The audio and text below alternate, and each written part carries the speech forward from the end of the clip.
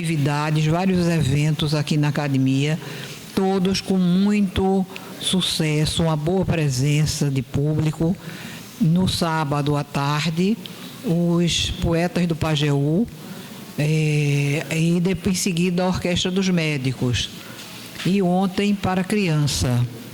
Então, todos os eventos foram muito frequentados. O Jô esteve aqui em alguns deles e pôde ver a participação das crianças sem celular durante uma tarde inteira e querendo que demorasse mais.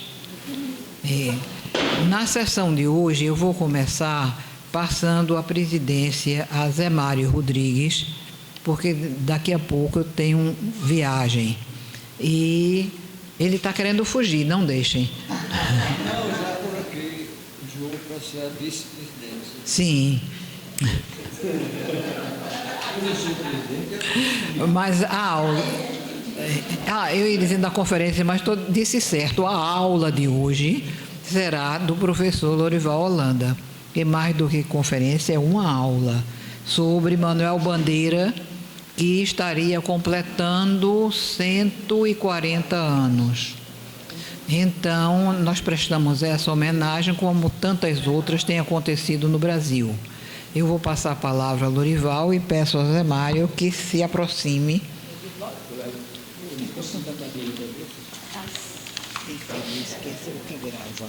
Ah, tá. Beleza. Tá aí.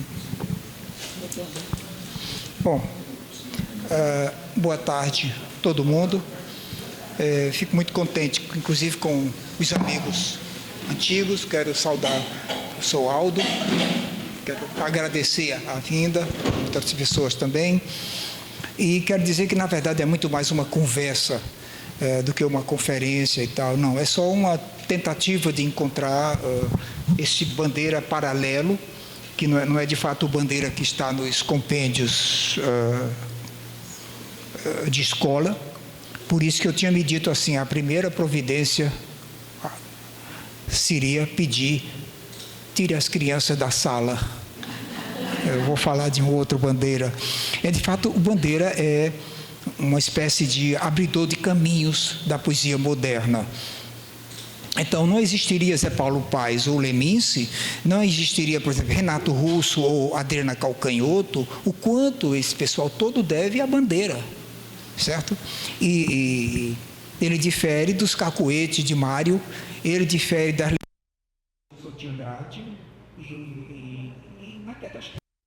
e Jorge de Lima também, de certa forma. Mas Bandeira, das conquistas de 22, ele guarda só a liberdade, né? Ele nem tanto as influências, ele tem de outras influências, dessas não, né? No número da revista IMB, ele critica, inclusive, a gramatiquinha do Mário, né? Porque é demasiado proposital. Essa gramatiquinha que o Mário sonhou, quem vai cumprir de fato é Clarice e Guimarães Rosa mais tarde. Quer dizer, uma outra gramática, alargando o protocolo linguístico nacional. Tá. Portanto, parecia artificiosa. Bandeira só toca o pitoresco, e Bandeira não entrava nessa. É um criador crítico, né? Que antecede, inclusive, o Eliot, né? Em 54, no Itinerário. Bandeira está entre o simples e o banal. Ele diz, a poesia é arte. Arte supõe organização. Uma técnica, uma disciplina, né? Que faz das obras uma manifestação encerrada em si mesma. Isso ele já diz em 25. Né? Então, o Mário comentava o excesso em Sandra, por exemplo, que é um poeta importante, e esse excesso vazou em Oswald. Em Bandeira, não. Bandeira está na outra vertente, digamos, de Castro Alves. Não é? Ele busca o mundo miúdo, o mundo cotidiano. Ele está entre o simples e o sublime, certo? Então, é a proposta de Bandeira. Em determinado momento, ele diz, entre modesto e mentiroso, ele diz, sou pequeno, mas só fito os Andes, né? Justo para fazer um contraponto com a coisa do condoreirismo de Castro Alves. Né? Castro Alves, todo mundo lembra, aquela coisa grandiosa e tal. Bandeira disse, não, eu busco o mundo miúdo, o mundo imediato. Né? Então, é nesse sentido que ele é um abridor de caminho. Né? Desde Quevedo. Quevedo diz assim, todo lo cotidiano es mucho y feo. Né? Todo cotidiano es mucho y feo. Para a Bandeira é o oposto. Né? O Jorge Guilhem vai dizer, mas viver é sempre cotidiano. Certo? Então, é essa brevidade, é a simplicidade, coloquial até. Né? Nisso, o Mário está distante da estruturação mesmo, do significado, que às vezes toma forma de alegoria. Sutileza da percepção do poético que há no chinelo velho, porque é aquele que dá um conforto a cada um de nós em todos os dias. É alguém que você lembra de uma pessoa tão como uma lagartixa listada. Né? Aí a gente começa, é a atenção dessas coisinhas mínimas, mas a felicidade vive essas coisinhas. Certo? Então, essa qualidade de ver mais para ver melhor. A linguagem poética é aquilo de que se fala e também é aquilo de que não se pode falar. Certo? Há coisas que não cabem na linguagem. Então, aí é preciso recorrer a um outro estratagema, que é esse discurso oblíquo. Né? Os poucos versos que aí vão, diz ele, em lugar de outros, é que os ponham. Tu que me lês, deixa a teu sonho imaginar como serão. Certo? Cabra muito matreiro. Os meus versos que eu não escrevi estão aí, mas eu escrevi alguns para você imaginar como seriam os outros. Certo? Então é isso que... Aí ele diz, quem os ouviu não os amou, meus pobres versos comovidos. Pois fiquem então esquecidos onde o mau vento os atirou. Né? Então, o processo em Bandeira é isso aí, a observação do real, né? E da infância, sobretudo. E poeta mora na infância. O país de um poeta é a infância. Certo? Os pequeninos nadas, isso é dele. Né? Tanto nos amores, quanto nos chinelos, quanto na lógica, como nas coisas mais disparatadas, né? Como em Belo Belo, ele diz assim, eu quero a delícia de poder sentir as coisas mais simples. É toda uma poética que está aqui. Eu quero a delícia de sentir as coisas mais simples. Né? Por isso que eu digo, ele carrega o sublime e põe no chão. Né? É o trabalho minucioso com as palavras, a busca de um ritmo. Claro, e o seu risco. Porque as pessoas que mal entendem Bandeira vão dizer, bom, se isso é poesia, qualquer pessoa faz poesia. Não. Ele tem um ritmo interno, certo? Que é, por exemplo, Irene preta, Irene boa, Irene sempre de bom humor. Imagine Irene entrando no céu. Bom dia, meu branco. E São Pedro Bonachão. Entre, Irene, você não precisa pedir licença. Isso é o ritmo. O que ele está dizendo é quase nada. O modo como ele está dizendo é quase tudo. É o ritmo, certo? Isso que é fantástico nesse rapaz. Né? Poesia e rima é uma coisa engraçada. A poesia não tem muita tradição de rima, é uma coisa recente. A poesia latina não rima. A poesia grega, a grande poesia, também não rima. Rimar foi uma coisa, um processo que se encontrou bem mais tarde na linguagem para você guardar de modo bem pragmático coisas, um elenco de coisas. Aí então se colocava assim para facilitar você guardar. É de ordem prática, certo? Agora, numa sociedade como a nossa, ganha uma importância muito grande o rimar,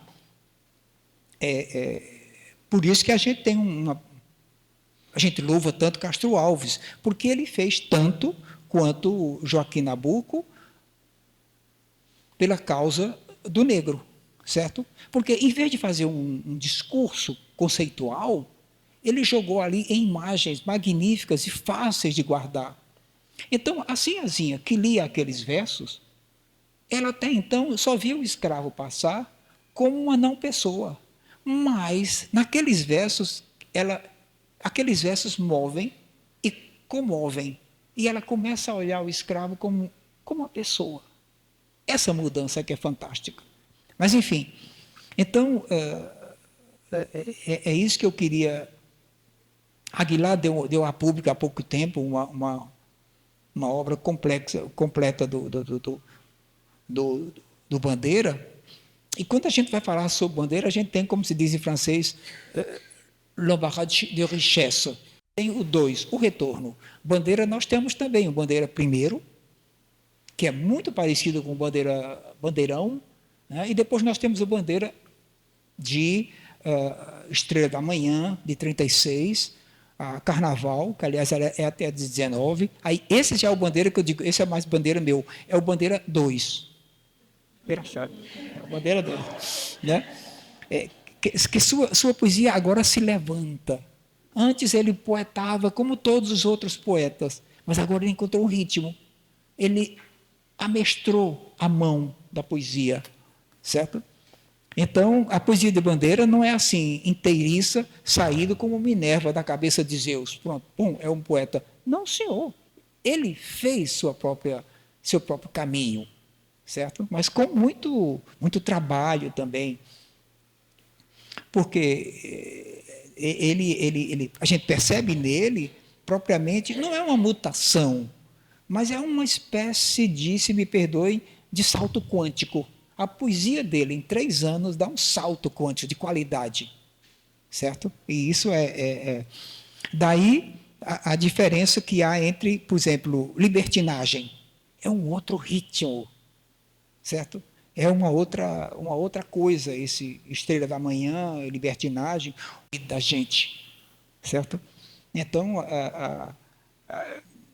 esses ritmos guardam como, por exemplo, os traços de Guernica. Né? Que é a coisa mais estranha quando a gente vê Guernica pela primeira vez, parece que a gente está vendo um quadro que não tem nada a ver com nada, que é um bando de imagens quebradas pelo meio do caminho, de cabeça para baixo e tudo mais. O que diabo é aquilo? O que é que ele tem de realismo? E esse tempo. Não tem mais tempo na época de Bandeira para valsa, aquela coisa bonita, cadência e tal. Não, o mundo já está meio caótico, caótico e meio. Não, então, a descoberta desse ritmo, ele está nela desposando o seu tempo. Então, é uma espécie de maluquice fiel à realidade. É a realidade que está maluca, certo? Então, a vida não é apolínea, né? Mas sofre supapos, sofre abalos sísmicos morais e políticos. Né? Aqui já há o grande poeta que quis propositadamente, matreiramente, se dizer: sou um poeta menor, perdoai, cabra matreiro. Ele sabia o que estava fazendo. Sou poeta menor, perdoai. Né? O gesto é justamente trazer o sublime para o simples, né? O cotidiano. Veja o quanto Cabral deriva de Bandeira. Drummond deriva de Bandeira. Bandeira é o pai deles todos. Certo? De chamar a atenção para essas coisas miúdas assim. Se você quiser tomar o pulso da poesia moderna, pegue Bandeira. Então, é uma mudança de temperatura, de sensibilidade. Na época, ele está traduzindo, inclusive, um poeta francês muito bom, que é Francis Jammes, e ele está lendo Apollinaire, que são poetas de uma nova geração, é a geração da guerra, certo? E ele traduz Hölderlin. Hölderlin é um bicho estranho na poesia alemã. É um moleque, mais ou menos como Rimbaud, desses moleques assim que com 17, 18 anos, escreveram os mais belos poemas da língua naquela idade, certo? Então, é fantástico isso. Né? Então, dá uma densidade emocional ao beco, a uma santa de gesso, a casa abandonada. Agora, o poema busca o foco nas coisas, certo? Isso é novo na poesia, certo? E o poema tenta as pequenas felicidades, o quarto intacto, suspenso no ar, a capacidade de estruturar uma emoção que deixa, no máximo, parecendo com uma elegia. Tudo é saudade, certo? Mas olha que é uma saudade comedida. Não é uma saudade chorosa. Não, é uma saudade que diz, olha, a saudade é uma cobrança para que esse presente se volte para exigir mais, porque o passado permitiria melhor coisa do que o que nós temos nesse momento. A função de ir ao passado não é para a gente ficar preso ao passado, porque o passado foi tão bom. E todo passado é mentiroso. Entra na composição do passado muito de imaginação. Nunca foi tão bom como a gente imagina que foi. Não, não. É criação muito do nosso imaginário. Mas, enfim. Então, o quarto, o pobre quarto suspenso que desapareceu. Mas esse quarto continua no poema e tal. Essa coisa de... ele quebra os automatismos da linguagem. Né? É trágico, mas é um trágico tônico. É um trágico para cima, se eu posso dizer assim. Certo? Então, ele convoca o coloquial, a coisa do espontaneísmo do movimento, e põe isso no clima emocional. E dos poetas, é aquele que tem maior... com quem nós temos maior intimidade fraternal. Aqui para nós e bem baixinho. Eu também admiro João Cabral de Melo Neto, mas a gente não guarda um verso de João Cabral tão facilmente como a gente guarda um verso de Bandeira. Bandeira é mais fraternal nesse sentido, certo? Mas, enfim, é como Baudelaire para os franceses, certo? Fica fazendo parte de nós. Os poemas de Bandeira ficam em nós, certo? Ficam na memória, eles acodem a gente. Quando a gente precisa de uma expressão para dizer determinada coisa, e a gente acabou de ler Bandeira, né? Determinadas coisas não completamente esquecidas, mas estão dormidas lá no canto. E então, é uma poesia ressurreicional, certo? É nisso, é bem de Bandeira, cabe bem no nosso tempo. O mais comum, nós temos poetas em cada esquina, poetachos, não é? Mas, enfim, os poetas, às vezes, acontecem como erva. Nasce quase que automaticamente e tal. Eu não estou falando mal dos poetas que rimam. Eu estou dizendo que rima é um tributo à poesia. Mas rimar não é a poesia. A poesia é uma percepção que te dá, como é que eu posso dizer, duas asas levantam um poema. O espanto e a satisfação. Isso pode estar na porta de um banheiro, isso pode estar no verso da Calcanhoto, ou isso pode estar num violeiro, né? Que é assim como a Virgem Maria pariu e ficou, assim como a luz do dia atravessa uma janela, assim a Virgem Maria pariu e ficou donzela. Meu Deus, chama tudo que é teólogo, eles não vão dizer isso tão bem. Mas aí eu digo que isso aqui é autêntica poesia. Certo? Então, mais ou menos nesse sentido, eu estou querendo correr, porque Zé Mário não me dá mais do que 15 minutos, porque diz, depois disso, cansa e tal. Então, eu quero só... Não, ainda não, né? Ah, tá certo. Mas ele tem razão. Ninguém é suportável e interessante depois de 30 minutos. Não.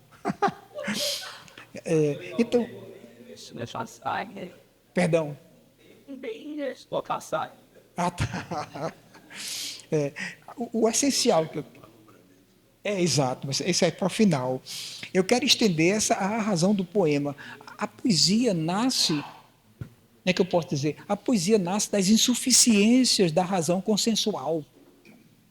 Aquilo que a gente não sabe dizer com a razão comum, aí o subterfúgio é usar essa outra razão. Certo? Não é uma desrazão, é uma outra razão. Um poema, porque diz assim, ele não é irracional. Ele tem outra razão. Né? Essa sensual não abarca o fundo da dor da gente, o agudo do júbilo. Não tem como a gente dizer isso tranquilamente. A linguagem não se presta. A gente tem umas alegrias intensas que sai de perto, só um canto. Certo? Então, o intenso do viver. Né? Então, a saudação, saindo em abril do T.S. Eliot, era mais ou menos isso. Abril é o mais cruel dos meses. Pois é. Então, por que diabo é o mais cruel dos meses? Porque é justamente em abril que consegue juntar. É uma mistura de memória e desejo. Meu Deus, como eu queria ter escrito isso. Minha inveja roxa é disso. Abril é um negócio tenso danado, porque você está vendo a memória, certo? E, ao mesmo tempo, o contraponto de você ainda deseja. Você ainda tem uma libido, tem um desejo de coisa, de vida e tal. Aliás, quando alguém não tiver mais libido, quando alguém não tiver mais desejo, morreu. Não sabe, mas morreu.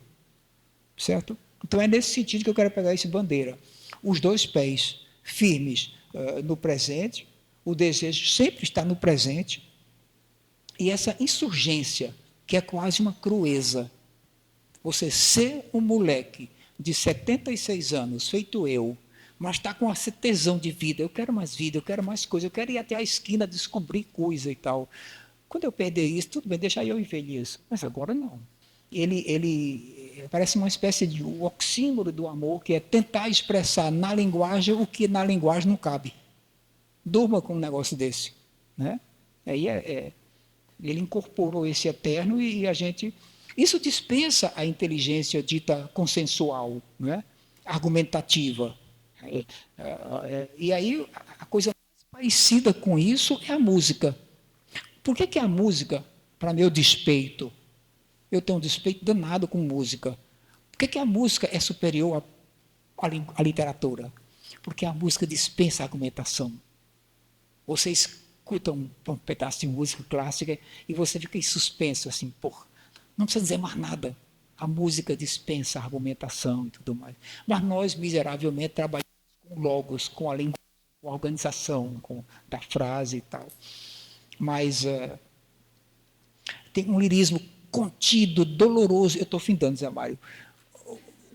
Um lirismo coloroso. Não, mas não, já findando mesmo. Um lirismo doloroso, contido, como, por exemplo, quando o enterro passou, os homens que se achavam no café tiraram o chapéu maquinalmente, saudavam o morto, distraídos, estavam todos voltados para a vida, absortos na vida, confiantes na vida. No entanto, se descobriu, num gesto largo e demorado, olhando longamente aquele esquife, este sabia que a vida é uma agitação e saudava a matéria que passava, liberta para sempre da alma extinta. Eu queria voltar a isso, porque isso é blasfêmico. E Bandeira é um bicho cristão. É um bicho cristão que aqui se contradiz, que só a poesia permite. Certo? Tem as minhas contradições, que eu também sou um bicho cristão absolutamente agônico. E aí, vocês perceberam que essa história de dizer assim, porque a vida é traição, Carreiro, lembra do... Carreiro roubou, daqui de Bandeira. Por isso que eu digo, Bandeira está incorporado na gente. Né? Mas, enfim, são esses momentos assim, de Bandeira, que é uma espécie de transfiguração sutil da coisa cotidiana em matéria poética. Né? Eu queria citar mais uns poemas, mas não vou deixar para depois. Esse expressou um desejo de morrer, mas morrer tão completamente, queria ele, que um dia, ao lerem teu nome no papel, perguntem, quem foi? Quer dizer, ele queria que a voz dele, da poesia, ficasse na poesia. Tanto que o homem, que alguém pergunta, quem foi? Como a gente faz hoje com algumas músicas de quem? de Dorival Caymmi. São coisas tão bonitas que a gente daqui a pouco imagina, isso não é de folclore, não. Né? Que não se perde na memória do folclore. É tão grande, mas morrer tão completamente, ele dizia, que depois alguém perguntasse quem foi. Ou ainda, sem deixar sequer esse nome. Né? É o mesmo desejo que aparece em Jardim Macalé ou em Cecília. As coisas que passam, eu quero passar com elas. Certo? Eu tenho uma admiração absurda por esse deixar-se morrer, deixar-se levar pelas coisas. Certo? Uma liberdade. A tudo que você se desliga, você se liberta. Né? Mas, enfim, é esse Bandeira que eu queria chamar aquele cuja poesia como ele diz, a marca suja da vida, certo? Sai um sujeito de casa com uma roupa de brim branco, bem engomado, na primeira esquina passa um caminhão, sapica, ele cola o paletó e a calça de uma nódoa de lama. A vida é isso. O poema deve ser como a nódoa no brim. Fazer o leitor satisfeito de si, dar um desespero. Isso que eu chamo de acordar em nós, certo? Há uma poesia de contentamento. E há uma poesia que dá um desconforto, como você passar e o carro te encher de lama. É a vida. Mas aquilo desperta uma outra coisa. Né? Mas, enfim, eu queria me permitir mostrar um outro Bandeira que não coube nas páginas dos compêndios de escola, né? Que é o erotismo em Bandeira. Esse erotismo que é uma coisa que está mais próximo do divino. Né? Ele, em Alumbramento, ele estava em Cladavel, né? Nesse momento, em 13, aí ele tem momentos que o êxtase erótico parece muito com o êxtase de uma amiga nossa, é Santa Teresa, né? Eu vi os céus, essa angélica brancura, sem tristes pejos, sem véus. Eu via, nua, nuinha. Pronto, certo? É uma espécie de epifania, um impulso de imantar o mundo através do desejo, da beleza. Libido e beleza estão juntos. Né? O Cântico dos Cânticos deles, nunca esse poema vai aparecer num compêndio de escola. Mas olha que coisa indecentemente bonita. Quem me busca, Cântico dos Cânticos, né? Quem me busca a esta hora tardia?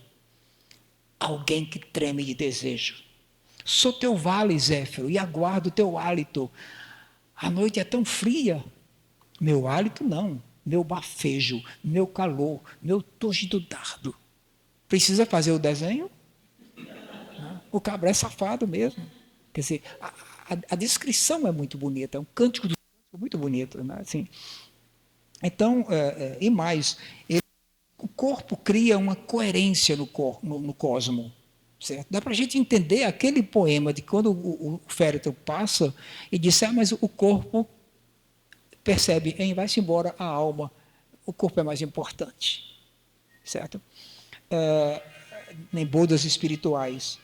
Põe no teu rosto o gozo, uma expressão de mágoa. O corpo crispado alucina. No escorço, e eu vejo estremecer como uma sombra na água. Gemes quase a chorar, suplicas com esforço. E para amortecer o teu ardente desejo, a mente, a mão pelo teu dorso, tua boca sem voz, implora como um arquejo. Eu te estreito cada vez mais. Espio absorto a maravilha astral dessa nudez sem pejo. Minha grande frustração foi não ter escrito esse verso antes dele. A maravilha astral dessa nudez sem pejo. Essa Bandeira. tua boca sem voz implora no arquejo, né? E eu te estreito cada vez mais, espio absorto, né?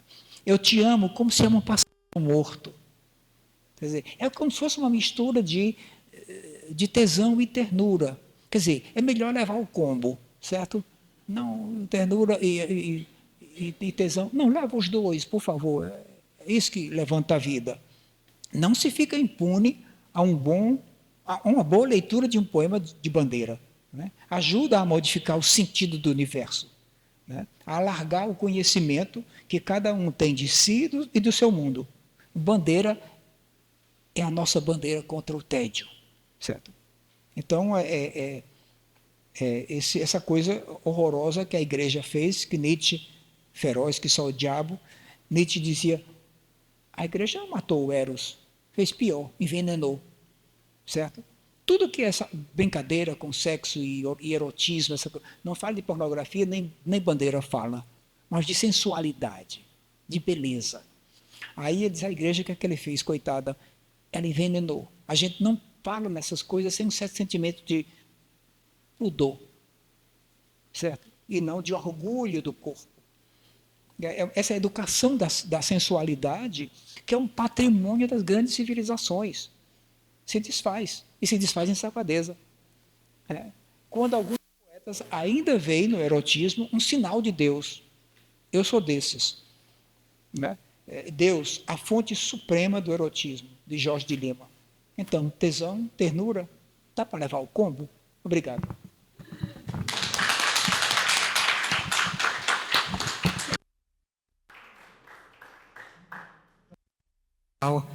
A academia é isso. A gente trabalha com criança, trabalha com adolescente, trabalha também com a música para chegar aonde você está. Então, é todo esse nosso trabalho, não é, Jô, de arrebatar pessoas para a literatura, tem esse sentido. Tanto que, ao tomar posse na Academia Brasileira de Letras, a semana passada, Milton Ratum, diga o que ele disse sobre você, não vai dizer não? Hein? Eu vou ter que ler aqui no telefone. Disse que é o maior crítico literário do Brasil.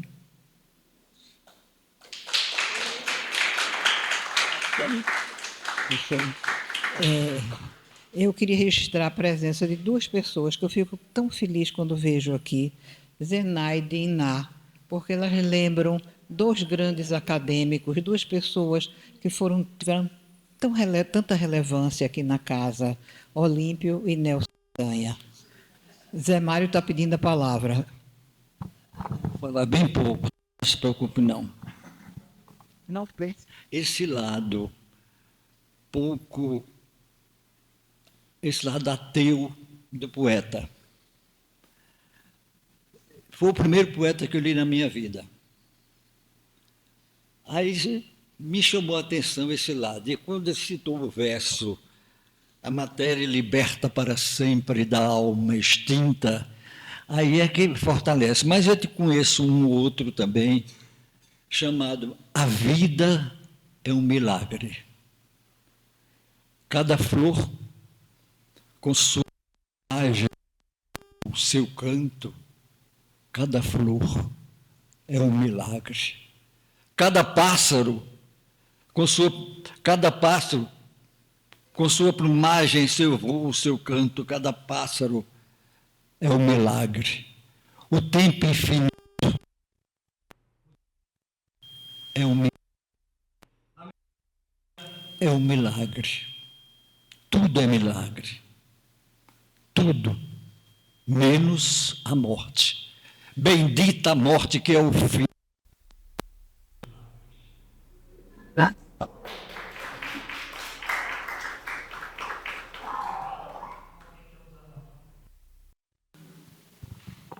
Eu peço para usar esse microfone que nós estamos gravando. Boa tarde, gente.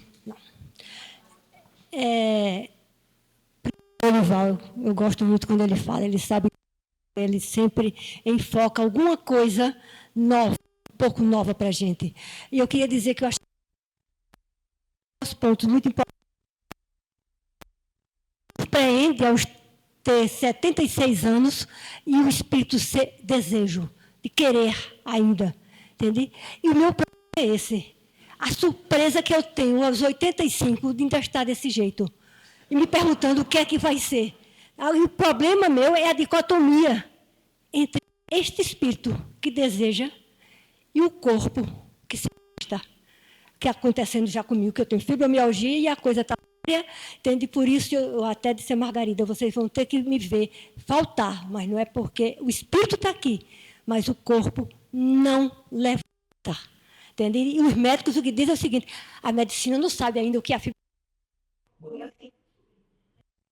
Então, outra coisa, quando ele falou no abril, exatamente, eu tenho um poema que está no livro, que é a minha saída do apartamento grande, onde eu tenho uma biblioteca de 4 ou 5 mil livros,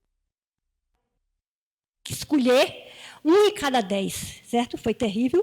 Então, eu começo falando sobre o momento em que eu só tinha 100 dias e que eu exatamente que eu teria dito, abril é o mais cruel dos meses.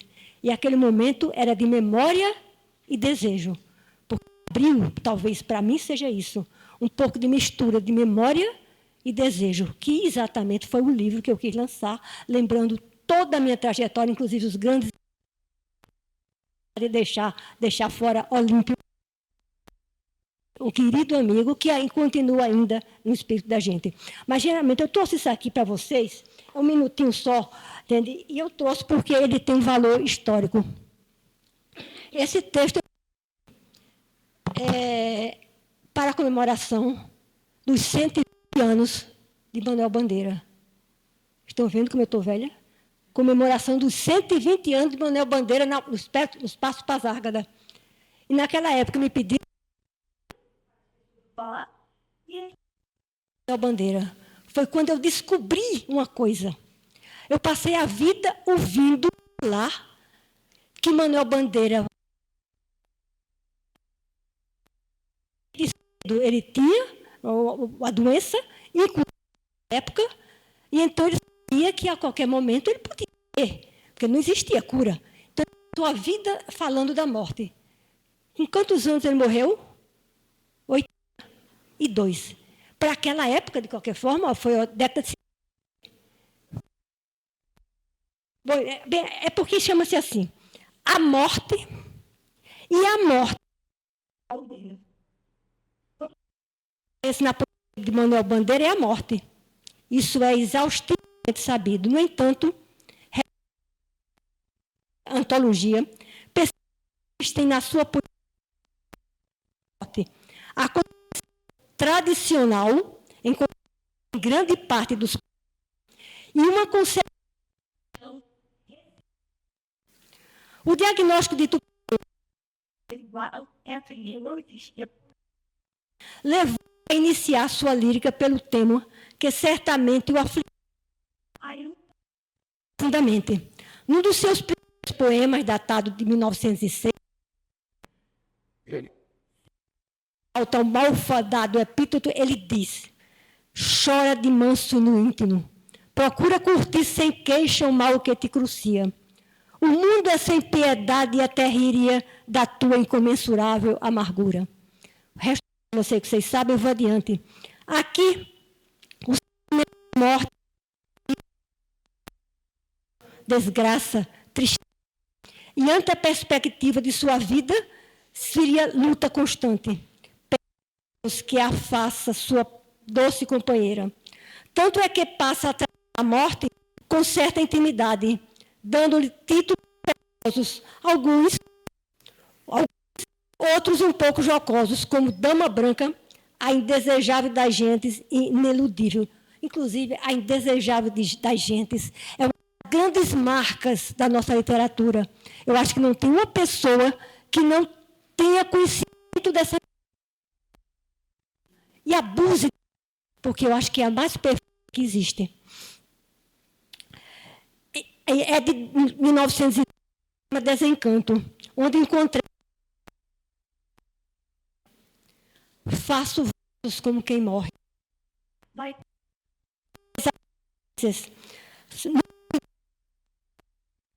Sino do Belém, que vai ser sino do bom fim, baterás por ai de mim, por mim, que é um lamento triste e amargo como a latonia. Em Madrigal, melancólico, de 1900, o que eu adoro em ti, do verso que eu adoro em ti, nos quais deixa claro que não é a beleza, a inteligência, a graça musical que o encanta. O que adoro em ti é a vida, conclui ele. O reverso da morte é a vida. Assim, Toxe não é um lamento diante da morte, pois em 1928, quando a escreveu, com a insidiosa doença e a vida ainda lhe assistia. Ptise, dispneia e turnos. A vida inteira que podia ter sido e que não foi. Num momento, ele venceu definitivamente a doença, pois sabes que a partir do final da Segunda Grande Guerra, a medicina já contava com penicilina e antibióticos. A imagem da morte que o persegue seria elaborada por um conceito residual. Em Consoada, escrita em 53, ele se confessa preparado para a morte, que poderá chegar a qualquer momento. Quando ainda... Não sei se duro ou caroável, talvez eu tenha medo, talvez sorria ou diga, alô, iniludível, o meu é bom, pode a noite descer, a noite com seus sorteios, encontrará lavrando o campo a casa limpa, a mesa posta, com cada coisa em seu lugar. E permanece a tônica do poema, Preparação para a Morte, em 1961, quando tudo é milagre. O pássaro infinito, a história, a consciência, tudo é milagre, menos a morte. E, finalmente, no mesmo ano, Canção para a Minha Morte, Quero Te Amar, ó Morte, e termina. Será a grande maçada morrer, mas morrerei. Quando das maiores saudades desta madrasta que, todavia, amei. Então, concluo. Manuel Bandeira morreu em 1960, com 82 anos. Muito acima da média para a época. Mesmo da madrasta, mas foi uma grande vida.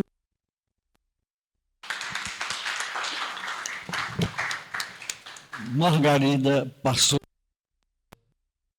eu ia dizer esse abacaxi, para eu ser,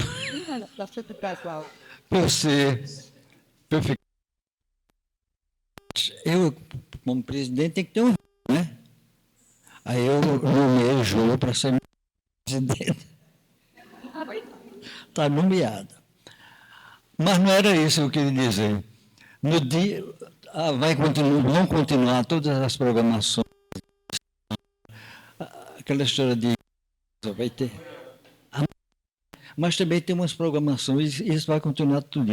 No dia 25 de maio, que é uma segunda, eu vou falar. Foi ela que inventou.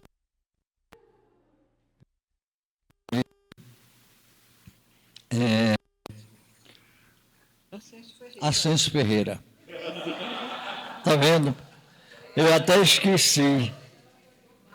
Eu vou falar sobre Ascenso Ferreira. Aí eu acho que é um poeta que nunca mais se fala dele. Ninguém dizia um poema de Ascenso Ferreira. Aí todo mundo sempre se lembra de um verso, de uma coisa de Ascenso, que ele marcou a literatura. Mário de Andrade, Drummond de Andrade, todos os poetas brasileiros falaram e admiravam esse poeta nosso. E ficou esquecido. A cabeça bem grande lá e pronto. Né? Então, será no dia 25. Eu estou falando isso porque eu estou com medo de não ter ninguém para ouvir. Mas eu prometo, pelo menos, dizer uns 6 poemas dele.